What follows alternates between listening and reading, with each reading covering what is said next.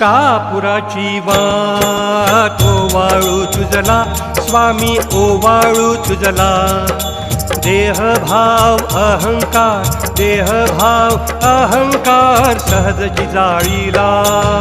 कापुराची वाट ओवाळू तुझला स्वामी ओवाळू तुझला देहभाव अहंकार सहजची जाळीला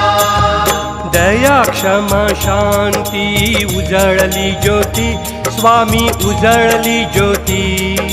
स्वयं